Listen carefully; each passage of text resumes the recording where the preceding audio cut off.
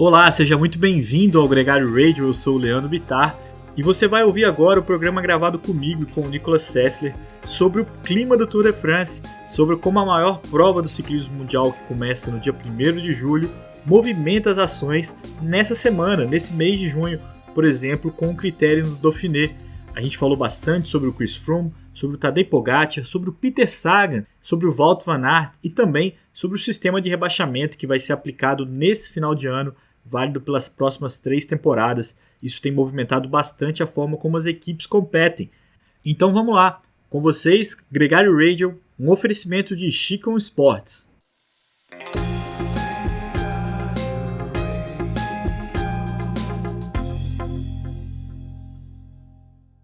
Ei, Fala, Nico! Leandro. Beleza? Beleza, cara. Que saudade de você, de algum lugar do mundo, falando comigo do aeroporto. Por onde você anda? Boa pergunta, cara. Em alguma sala de espera aqui, em algum aeroporto do planeta, mas não pode falhar, né? Gregário Radio Pô, tava sentindo falta. Semana passada não deu.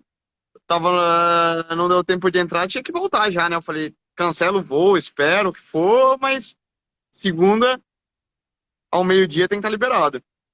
semana passada você teve uma boa desculpa. Eu fui fazer uma prova que, inclusive, estava o Chris Froome, que a gente vai falar dele aqui daqui a pouquinho, já pensando no Tour de France. Tem uma pergunta para te fazer. Mas como é que foi essa experiência? Você fez 2 provas, essa primeira na França, depois você foi para a Polônia. Como é que foi esse período de prova com a Global Six? Foi uma semana movimentada, né?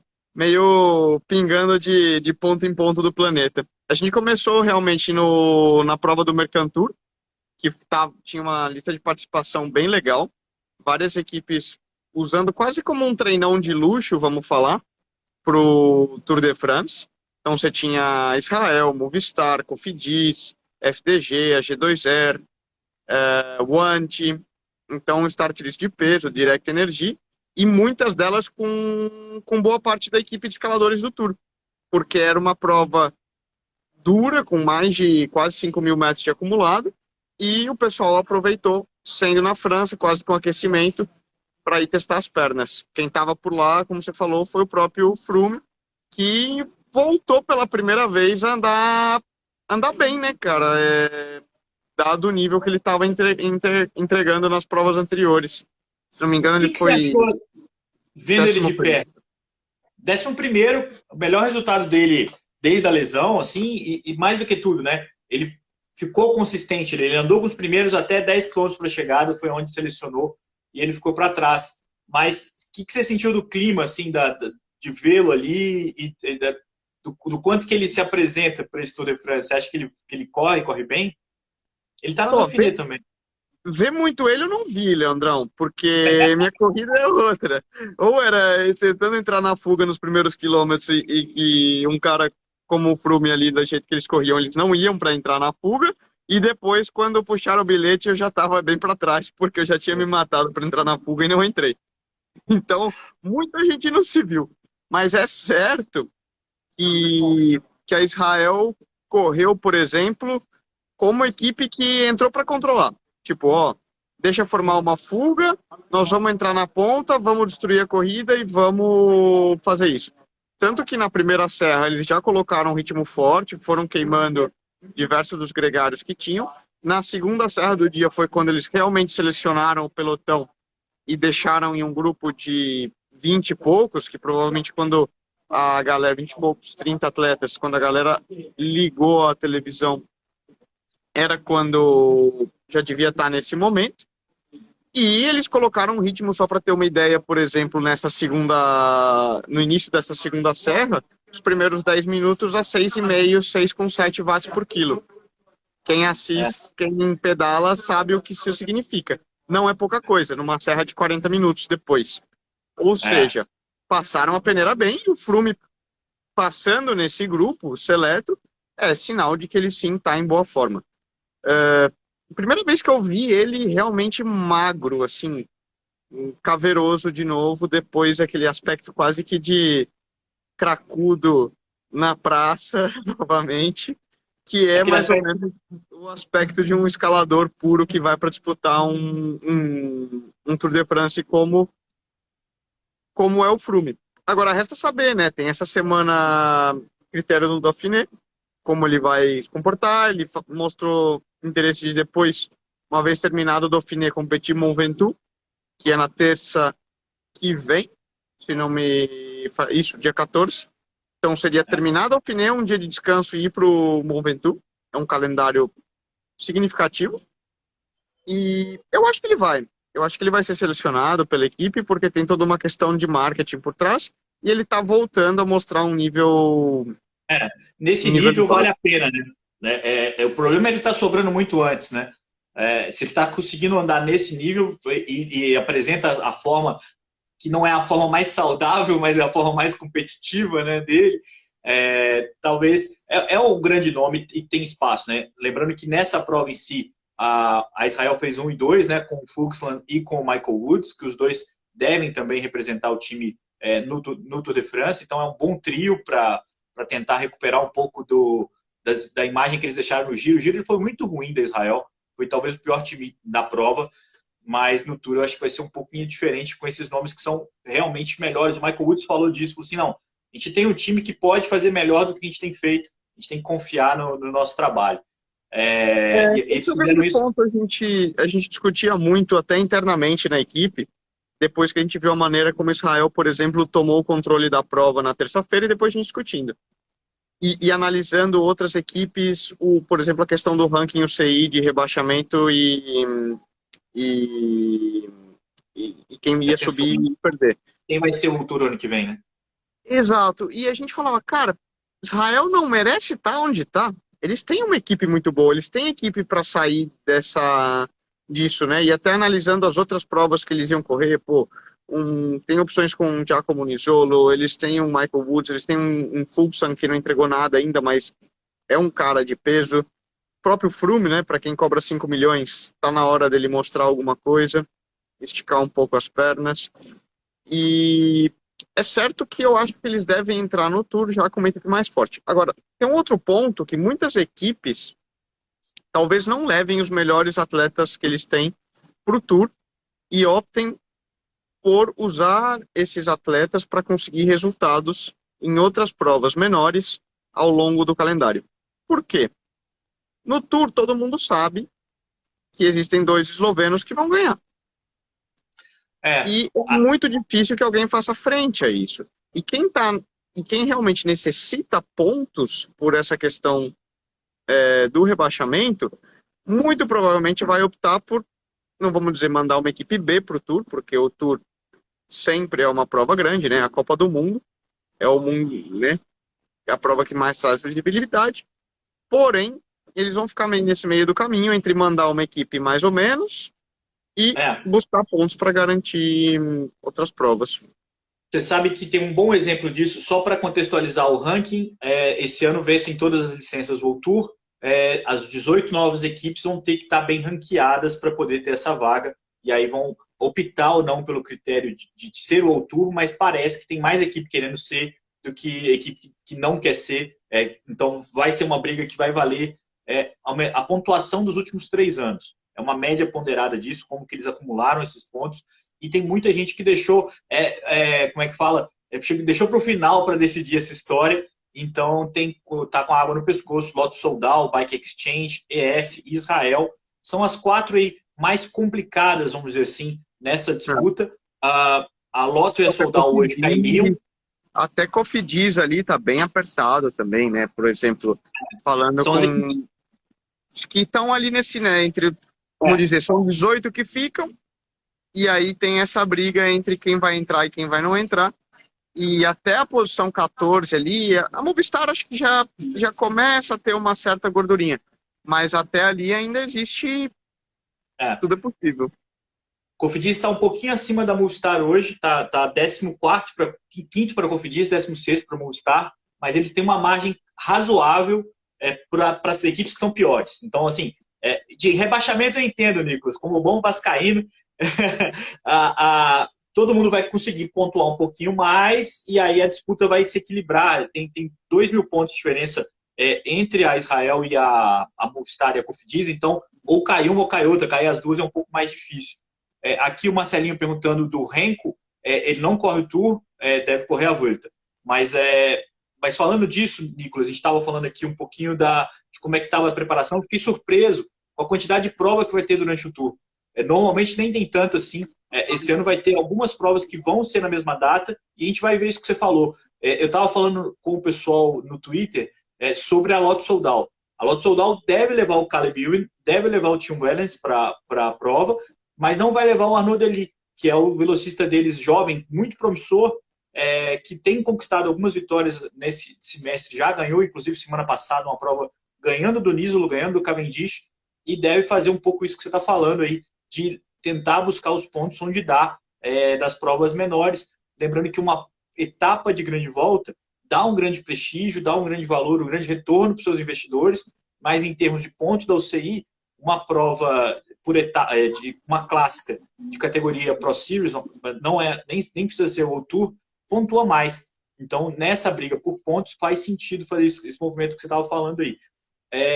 Engraçado, porque a gente estava falando, a proposta do programa é falar um pouco do contexto, da expectativa para o Tour de France, o clima de Tour de France que está dominando esse momento do pelotão, mas esse é um ponto que tem sido pauta também, a classificação World Tour. Isso faz muita diferença para o planejamento das equipes, saber quais provas vão participar, o tamanho que eles vão ser o ano que vem. Então, eles precisam correr atrás desses pontos. Fato é, Nicolas, que está rolando agora o Dauphiné, que é uma prova que sempre foi um aquecimento grande para o Tour de France. E aí eu queria colocar para você um tema que é de equipes que não estão muito preocupadas com esses pontos, que é a Jumbo-Visma, a Ineos, a UAE, as grandes equipes. A Bora deu um grande salto com a vitória do Jai Hindley, que se acabou não conversando com a gente aqui sobre isso, porque estava no programa que você falhou, que foi o Álvaro, mas essas equipes agora estão pensando também no que pode ser feito para ganhar dos eslovenos. Como você mesmo falou, é muito difícil ganhar. O próprio Roglic, que está correndo no Dauphiné, talvez o maior rival do Tadej Pogacar, mas o Tadej está muito acima da média, né? A gente viu um pouco, a partir do Carapaz no Giro, como é que tem um degrau grande do resto do pelotão para esses dois eslovenos e principalmente para o Tadej Pogacar, né? Vai lá, desculpa. Não, isso é certo, né? A gente fala muito realmente da briga pelo rebaixamento, o que de certa forma está dando muito interesse e melhor nível a uma série de provas que eram quase que de menor importância no calendário, né? Então você pega uma própria prova como o Mercantour, uma prova como é o Mont Ventoux Challenge, uma prova como é um Tour da Eslovênia, que rola na semana, não essa, na próxima. Uma prova como um Tour de Sibiu, na Romênia, que de repente passam a ter 6, 7 equipes World Tours. Então, está trazendo muito mais para os organizadores das provas menores, entre aspas, muito mais interesse, uma dinâmica mais legal de acompanhar o calendário. Porém, os big guns aí, né, quem joga para ganhar as grandes provas, ainda seguem focados e usam as provas menores como preparação e objetivo Tour. Quando a gente fala disso, o embate Jumbo e o UAE Pogacar parece o claro, né? A grande expectativa e tudo gira em torno do que a gente espera ver em julho na França entre esses dois. Mas é fato, eu acho que esse cenário da disputa pelo rebaixamento, ele trouxe coisas muito legais. Eu acho que seria um contexto muito legal se ele continuasse, porque as equipes guardam muito seus bons ciclistas e acabam se poupando de provas que seria muito legal que elas participassem mais vezes, né? Inclusive, algumas dessas equipes agora, a partir do momento que elas pedem essas vagas em cima da hora, estão renovando com 1, 2 anos com os organizadores. Para o ciclismo é muito mais legal a Israel, a EF, essas equipes se comprometerem com as provas menores por 1, 2, 3 anos até, engrandece todo mundo, né? E dá chance para outros ciclistas, né? Porque no Tour só cabem 8, então sempre ficam alguns nomes aí sem chance de brigar por vitória e acabam que nesse contexto de somar pontos, de tentar a vitória, de lutar pela vitória também, você tem uma dinâmica legal para rolar. A gente ainda está muito sem saber como é que vai ser a cena a partir do ano que vem, mas é um cenário promissor, eu gosto desse contexto, de participar de mais provas. A gente tem dois lados da moeda, né? Bom, você está entrando no tema que a gente discussão na equipe, horas e horas na mesa, viagem e resenha, né? É bom ou é ruim? Tem dois lados. A gente espera, de certa forma também, não nos surpreenderia que o sistema de rebaixamento acabe com duas equipes. Uma vez que duas equipes que não são, que hoje são low tour e deixam de ser, talvez com exceção da Israel, pode ser que o patrocinador simplesmente fale bye bye. Se você não é low tour, eu não vou continuar te patrocinando. Isso é uma realidade e uma sombra real, por isso que você vê tanta equipe preocupada. Isso é verdade. Por um outro lado, trouxe essa dinâmica de aumentar muito o nível e o interesse por provas que antes pareciam apagadas. Na medida que quem assiste, pô, toda hora tem prova, vamos dizer, tem jogo legal para assistir, tem corrida legal para assistir, porque o nível tá lá. Então, fica aí, são dois lados da moeda, né? Como tudo na vida, né? Qualquer coisa num mundo de negócios, existe um trade-off. E é um pouco isso. A UCI tentou gerar uma dinâmica que gerasse maior interesse. Também era uma busca por maior sustentabilidade no sistema, uma vez que eles disseram, quem tem 3 anos a licença consegue ter mais garantia, mas, em contrapartida, pode ser, depende, né, que isso acarrete no desaparecimento de alguma equipe ou outra. Difícil dizer. O tempo vai mostrar. Só para a gente fechar esse assunto, equipes desaparecem ciclicamente com alguma frequência, né? Então é por isso que o World Tour ele sempre tem um acesso e um descenso que era financeiramente o critério. Você tinha equipes que buscavam e equipes que não buscavam tanto. Agora, nesse caso, vai ser um pouco diferente, a gente vai ver alguma experiência esportiva. E aí tem um outro ponto, Nicolas, que a 19ª equipe vai ter as vagas. Então, pode ser também que faça sentido. A equipe que pontuou muito e foi rebaixada vai ter os convites. Então, o primeiro ano, nesse novo contexto, ainda vai ser muito confuso.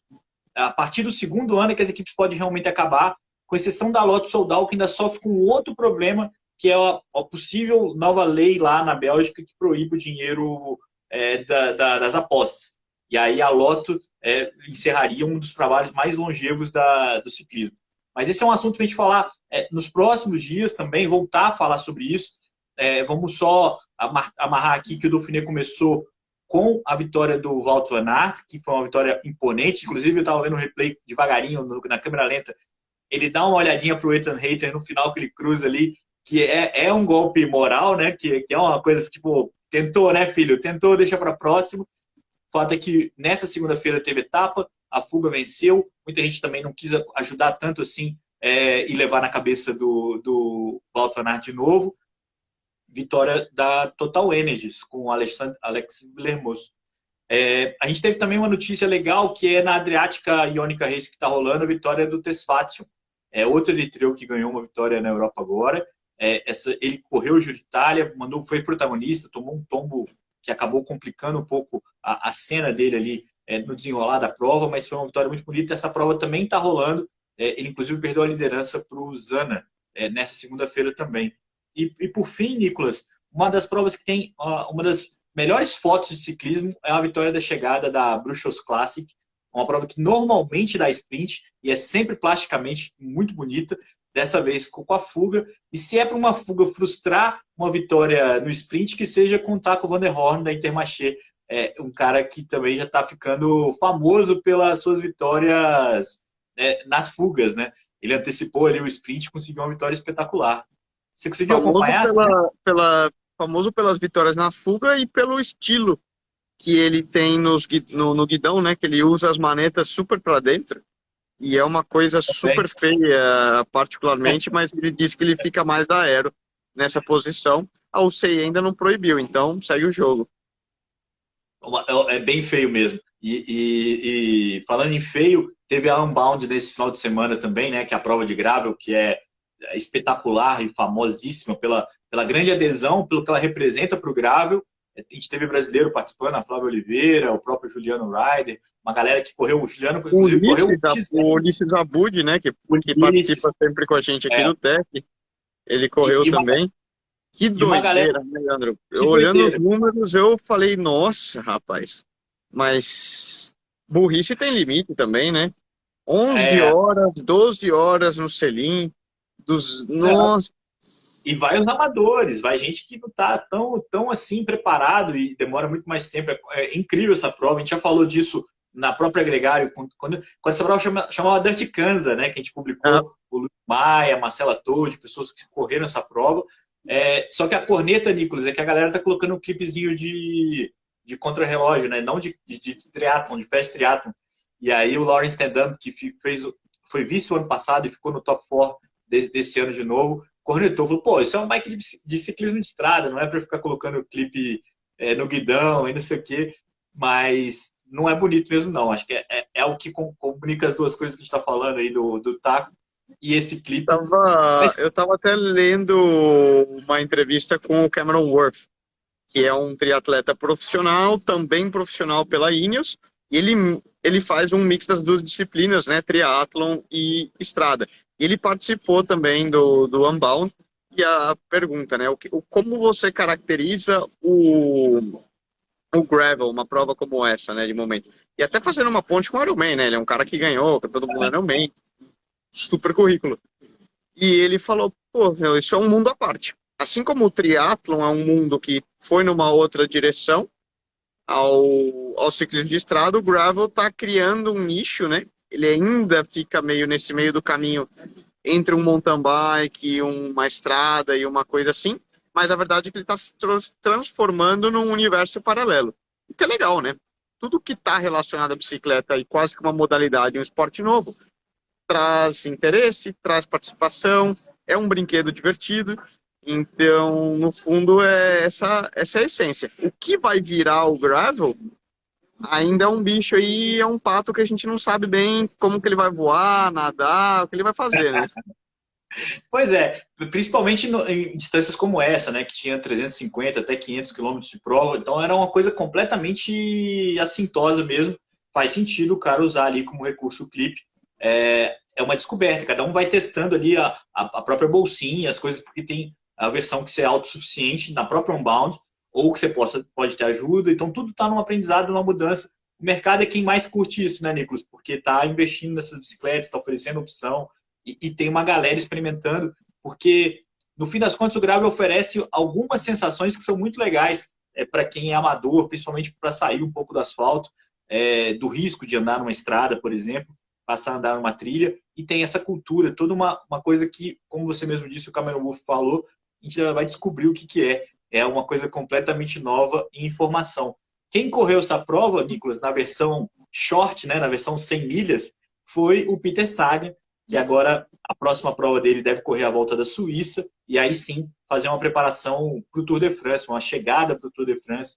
Essa é a prova que se conecta com o Peter Sagan e o Tour de France. Vamos ver o que esse eslovaco consegue aprontar. Agora, Nicolas, a sua próxima prova vai ser um encontro de titãs, não é isso? Quem que vai tentar te ganhar na sua próxima volta? Como é que vai ser isso? Do Froome pro Pogacar, não é isso? Eu só tô escolhendo gente para bater guidão, assim, uns ralé, né? Pé de chinelo. Não, disseram que a água lá na Eslovênia é boa. Eu vou lá experimentar, ver se tá de acordo mesmo, como é que é. Semana que vem.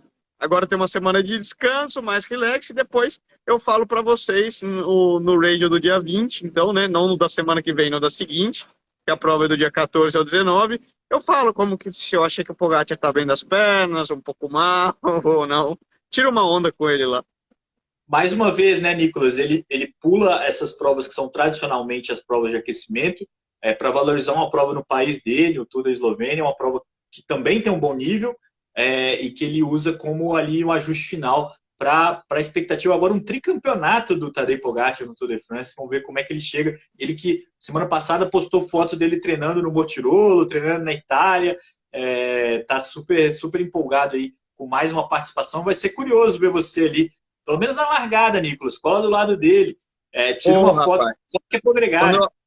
você está dizendo que quando eu arrancar e ele não vier na roda, você está duvidando da minha capacidade, Leandrão? Pô, Não, não, não. Eu tô enaltecendo a sua elegância, a sua gentileza de não se não, meter não, na não melar a festa dos eslovenos em casa, né? casa Claro. dele. Exatamente.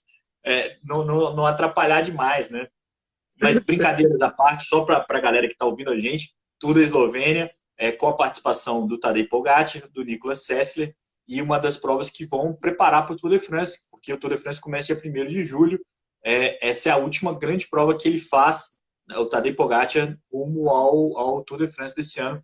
Ele é o atual bicampeão da prova, tem uma grande expectativa sobre como ele vai andar por lá. Um Tour de France que começa com muito vento cruzado lá a partir da Dinamarca, tem uma etapa com pavê logo na primeira semana, tem bastante não momentos decisivos, né, Nicolas, mas aquela tensão onde tudo pode ir por água abaixo. Acho que essa vai ser um começo de Tour de France muito nervoso para todo mundo no pelotão. A primeira semana do Tour já tradicionalmente essa não vai ser diferente. Até para explicar isso, né? Essa semana que a gente está vivendo agora, que é a prova do Criterium do Dauphiné Libéré, que tá até passando ao vivo aí na ESPN, né? Se não me Acabei de equivoco, ver com no Brasil. o O Tour Renan. da Suíça, Tour da Eslovênia e essas provas, então, dessa semana agora e da semana que vem, são provas quase como um último aquecimento, um treinão de luxo. A maioria dos atletas que realmente vão fazer o Tour de France, eles fizeram um bloco de training camp, ou seja, eles começam a temporada, fazem um primeiro pico de performance ali nas clássicas, descansam. Então, por exemplo, todo mês de final de abril, maio, a gente não vê eles correndo tanto, né, que é durante o giro. Eles normalmente fazem um training camp em altitude, Tenerife, Livigno, São Moritz, Serra Nevada, como foi o caso do Van Aert da Jumbo, por exemplo.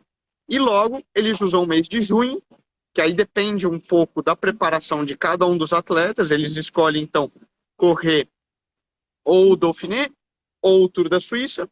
E no caso do Roglic e do Pogacar e alguns outros, o Tour da Eslovênia, por ser uma prova de casa. Aí eles escolhem correr essa prova para pegar aquele ritmo de prova, aquela última intensidade que no training camp eles não são capazes de fazer. E logo, Tour de France.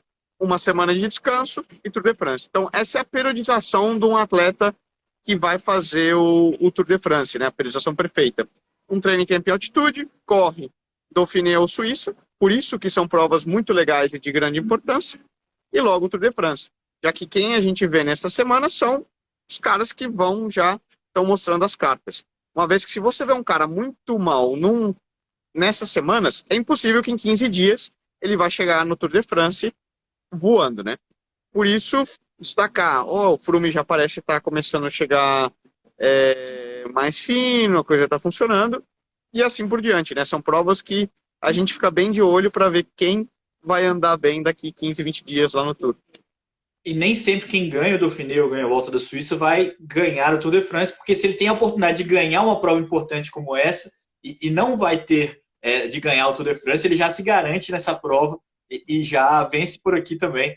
Existem alguns exemplos clássicos disso, né? Do próprio Talansky, o Dani Martinez, Richie Porte, alguns nomes que aproveitaram essa oportunidade e acaba dando uma iludida na gente, né? O Valverde uma vez me enganou. A primeira vez que ele ganhou, eu falei, puta, ele vai pro Tour.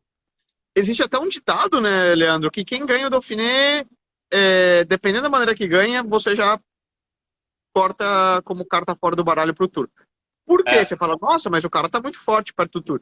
Sim, mas às vezes ele pode ter acertado um pico de performance muito cedo. E para você levar até o final do Tour, você lembra que depois você tem 15 dias de recuperação e outras 3 semanas de Tour. E o corpo humano é uma máquina que não é um robô, né? Então a conta vem. E isso é um equilíbrio que, claro, com a experiência e anos e preparação e controle científico por trás, cada vez mais os atletas são capazes de acertar esses picos de performance, né? Seria interessante ter um fisiologista, um treinador aqui para explicar melhor sobre como isso funciona. Mas, em princípio, é isso. Dauphiné e Suíça, você quer estar bem mas não super bem. Exato. Se você realmente quer disputar o Tour de France. Só para complementar, para fechar esse assunto de calendário, o Tour da Suíça vai passar na ESPN e na The Sports, eu e o Sidney White vamos trazer o Baloise Belgian Tour, Nicolas Sessler. Você vai ter que Pô, me então vamos passar trazer o Tour da Eslovênia? alguns Não.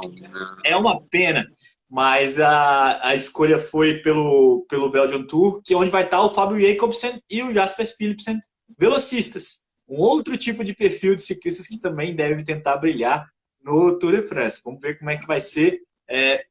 Não vai ter o Renko, né, que ganhou as 2 últimas edições. Ele vai para a Volta da Suíça. O menino Renko vai correr uma outra prova agora nesse mês de junho, Nicolas.